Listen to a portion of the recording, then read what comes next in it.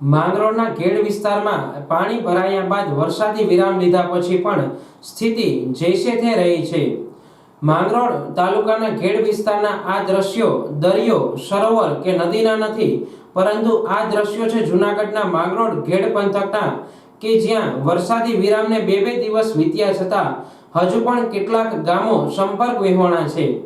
અહીં મીડિયાની ટીમ પહોંચી માંગરોળ તાલુકાના થલી ગામે, કે જ્યાં ખેડૂતો હાલ પરેશાન છે।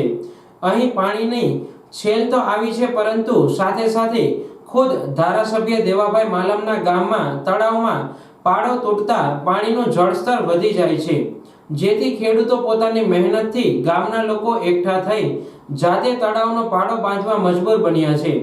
જ્યારે બીજી તરફ વાત કરીએ તો માંગરોળ તાલુકામાં ઘેડ પંથકના હજુ પણ કેટલાક ગામો સંપર્ક વિહોણા છે।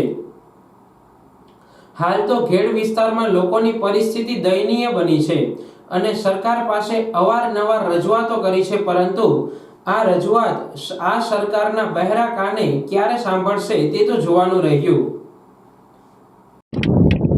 જૂનાગઢ જિલ્લાના માંગરોળ તાલુકાનું થલી ગામના ગ્રામ પંચાયત સરપંચ તરીકે હું ફરજ બજાવું છું।